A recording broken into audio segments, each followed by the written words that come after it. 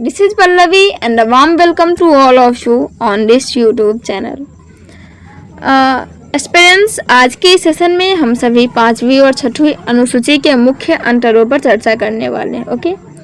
और साथ ही उसके संवैधानिक आधार, प्रशासनिक व्यवस्था और आदिवासी कल्याण के लिए उनके क्या क्या विशेष प्रावधान हैं उसके ऊपर चर्चा करने वाले हैं। जैसा कि आप सभी जानते हैं कि डे 25 सीरीज़ हमारा चल रहा है, इसमें आज का ये जो सेशन है वो डे 11 है, ओके। इससे पहले हमने 10 अलग अलग टॉपिक्स पर 10 अलग अलग क्वेश्चंस के आंसर अपलोड कर रखे हैं। यदि आप 71st BPSC में अपीयर हुए थे और आपको लगता है कि आप कट ऑफ क्रॉस कर सकते हैं, तो आप मेंस की तैयारी में जुटे होंगे। और मेंस की तैयारी का मतलब ही होता है आंसर राइटिंग की प्रैक्टिस करना। जब तक आप आंसर्स नहीं लिखेंगे तब तक आप एग्जामिनेशन में जा कर के अपने क्वेश्चंस को टाइम के अकॉर्डिंगली नहीं लिख पाएंगे।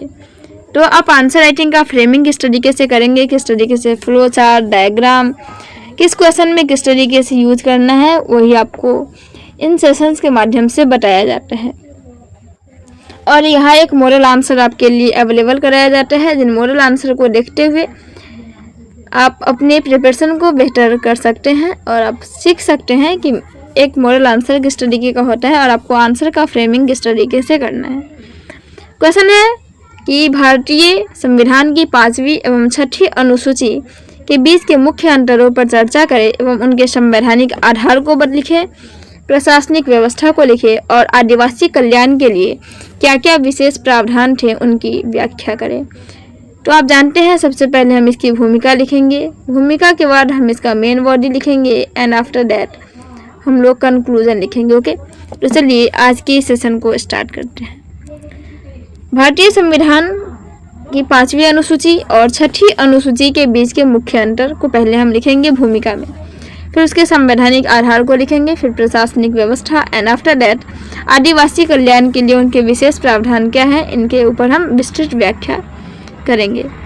आप भूमिका में इस तरीके से लिख सकते हैं कि संविधान के भाग 10 में और अनुच्छेद 244 में 5वीं और 6वीं अनुसूची के तहत अनुसूचित क्षेत्रों और जनजातीय क्षेत्रों से संबंधित प्रावधान को शामिल किया गया है, ओके। यदि जिस क्वेश्चन में आर्टिकल्स एंड पार्ट्स हैं उन क्वेश्चन में आप उसको ज़रूर मेंशन करेंगे भूमिका में। भाग 10 और अनुच्छेद 244 में 5वीं और 6वीं अनुसूची के बारे में भारतीय संविधान में बताया गया है। इसके तहत अनुसूचित क्षेत्रों, जनजातीय क्षेत्रों से संबंधित विशेष प्रावधानों को भी शामिल किया गया है। आगे आप लिखेंगे मुख्य अंतरों को, क्योंकि क्वेश्चन का मेन पार्ट ही था कि 5वीं और 6वीं अनुसूची के मुख्य अंतर। ये क्वेश्चन जो है 8 मार्क्स में है, मतलब ये कि 4 मार्क्स के इसके आपके अंतर ही होंगे, 4 मार्क्स के इसके आपके आंसर ही अंतर ही होंगे, डिफरेंस ही होंगे। तो आप इस तरीके से इसके अंतर को लिख सकते हैं, ओके। आप 20 से चाहे तो आप आई पार सकते हैं और इस तरीके से भी करके लिख सकते हैं, यहाँ आपको बताया गया है। 5वीं अनुसूची में आप लिखेंगे कि इसके तहत अनुसूचित क्षेत्र संबंधित प्रावधान है, जिसमें ये प्रावधान 6वीं अनुसूची में शामिल राज्यों को छोड़कर अन्य क्षेत्रों के लिए लागू होते हैं। इसके तहत असम, मेघालय, मिजोरम और त्रिपुरा के क्षेत्रों के बारे में प्रावधान है 6वीं अनुसूची में। 5वीं आप देखेंगे इसमें राज्यपाल राष्ट्रपति से संबंधित क्षेत्र के लिए प्रतिवेदन दे सकता है, किंतु अंतिम शक्ति जो है वो राष्ट्रपति में ही निहित होगी। इसमें आप देखेंगे इसमें सबसे अधिक शक्ति जो है वो राज्यपाल के अंतर्गत ही निहित है। यहाँ देखेंगे जनजातीय सलाहकार परिषद की भूमिका परामर्शदात्री है, और यहाँ आप देखेंगे जनजातीय सलाहकार परिषद की तुलना में इसकी भूमिका प्रशासन के अपेक्षाकृत अधिक महत्वपूर्ण होती है। आप चौथे अंतर में देखेंगे कि इन्हें न्यायिक शक्तियाँ प्राप्त नहीं है, 5वीं अनुसूची को न्यायिक शक्तियाँ प्राप्त नहीं है, जबकि इसमें देखेंगे इसके तहत स्वायत्त जिलों परिषदों को ग्राम न्यायालय के गठन का अधिकार प्राप्त है। आप यहाँ देखेंगे इन क्षेत्रों में संसद और विधानमंडल का समुचित नियंत्रण है, यह अपेक्षाकृत कम सहभागिता मूलक है। और आप यहाँ देखेंगे यह इसके तहत शासित क्षेत्रों पर संसद एवं विधानमंडल का प्रभाव कम रहता है और यह अपेक्षाकृत सहभागिता मूलक है, ओके। इस तरीके से आप इसके मुख्य अंतरों को लिख सकते हैं। आप चाहें तो आप इसका स्क्रीनशॉट ले लेंगे ताकि आप इसको अपने आंसर्स में क्या कर सके, डिकोड कर सके, ओके। आगे आप देखेंगे 5वीं अनुसूची के संवैधानिक आधार, प्रशासनिक व्यवस्था और आदिवासी कल्याण।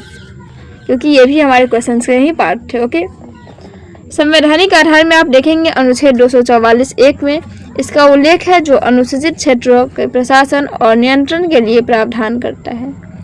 प्रशासनिक व्यवस्था में आप यह देखेंगे कि यह अनुसूचित क्षेत्रों में राज्यपाल को आदिवासी आबादी की सुरक्षा के लिए विशेषाधिकार और जिम्मेदारियां प्रदान करती है।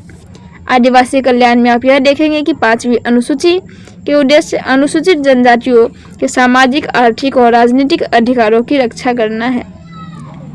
नेक्स्ट आप 6ठी अनुसूची में देखेंगे संवैधानिक आधार। ये 5वीं अनुसूची के संवैधानिक आधार, प्रशासनिक व्यवस्था और आदिवासी कल्याण के लिए था, लेकिन अब हम लोग 6ठी अनुसूची के लिए देखने वाले हैं।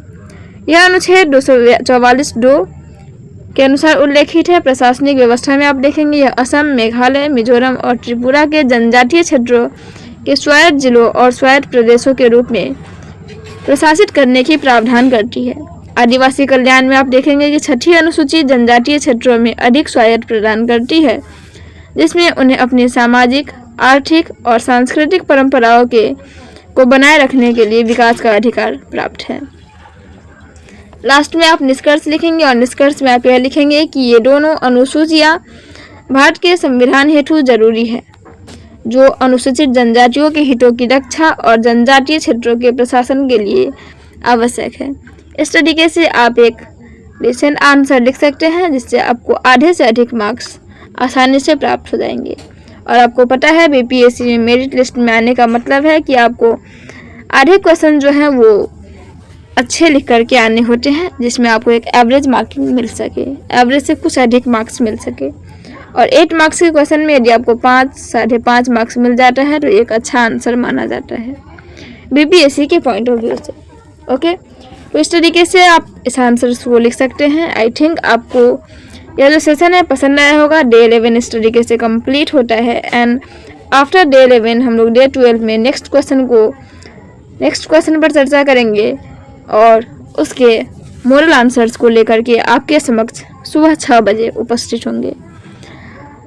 आज के सेशन को यहीं समाप्त करते हैं। हमारे साथ अंत तक बने रहने के लिए आप सबों का बहुत बहुत धन्यवाद। Thank you so much for watching this video till and thank you. Okay.